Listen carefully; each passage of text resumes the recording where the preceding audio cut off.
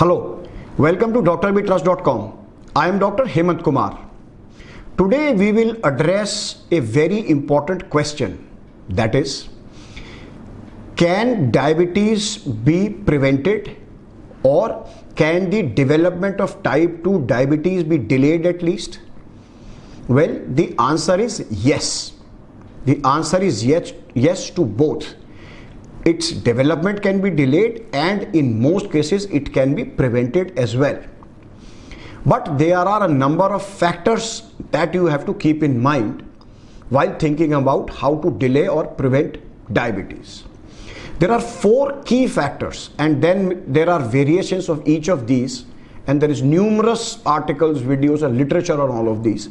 But basically there are 4 key aspects. First, get tested if you are at high risk. Diabetes is a problem that affects tens of millions of people worldwide. It causes innumerable number of deaths each year, causes numerous amounts of complications in people who suffer, and it's a lifelong illness. So diagnosing diabetes in time is critical. What doctors have found is that the earlier diabetes is diagnosed when the blood sugar levels tend to rise in our body, the better it is for steps to take prevention or to delay further development. So there is a stage called pre-diabetes. So diabetes, as you know, is a condition in which our blood sugar levels or blood glucose levels are higher than normal. Body cannot bring them to normal levels. Now doctors have defined a stage between normal blood levels and levels which are diabetic. This is a stage which is known as pre-diabetic level. The good news about pre-diabetes is that in a third of people, that is 3 out of 10 people, pre-diabetes can be reversed to a normal stage. Third out of the 10 can actually stay in a pre-diabetic stage itself and not progress to full-blown diabetes. But the key is that they're detected earlier. If you are above 40, if you are from a South Asian or African American origin, or if you have a family history of disease, one of the parents or a sibling, brother, sister has diabetes, your risk of getting diabetes are higher, and therefore you should get tested at an earlier stage. So the earlier you are diagnosed, the better it is for steps to take, preventive steps to reverse it or to delay further progression or getting into full-blown diabetes. Point number 2, reduce your weight. This is probably the foundational principle in prevention or delaying the development of type 2 diabetes. Because increased weight, obesity, is a key risk factor for its development. This is what is leading to insulin resistance in the body. So when you reduce your weight, it helps a lot. Even small amounts of reduction in body weight help. Doctors have now determined that if you lose as little as 5 to 7% of your current body weight, it will go a long way in bringing your sugar levels to normal. So let's say if you are 80 kgs, losing somewhere between 5, 6 or even 7 kgs will go a long way in bringing your sugars back to normal levels. The corollary to this point also is that once you get your weight down to desirable limits, you should continue to take steps to keep that weight in that range. Because a lot of times people get inspired and then they will take steps and reduce a weight, but few months, few years, and that it tends to creep back up and the risk gets back to the normal levels. There are 2 follow-up aspects of keeping weight in the normal range. One is to get physical activity. Now the doctors are saying that sitting is the new smoking. That is, sitting is as dangerous as smoking is for your health. Sitting for longer period of time has deleterious effects on your health. Now again, you don't have to do a lot to get vigorously physically active.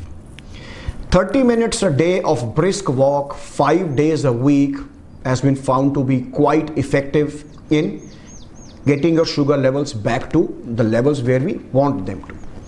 So while it is good to think of a personal trainer and which exercise to do and how and when to do it, but getting started with as little as 30 minutes a day, brisk walk is great. Ideally, you should do a mix of aerobic and weight training or resistance exercises. Resistance exercises increase muscle mass, which increases sensitivity of the insulin to the cells. And aerobic activity helps in further improving insulin sensitivity. So the insulin resistance which is developing gets reversed and helps in prevention of diabetes or even delaying its development.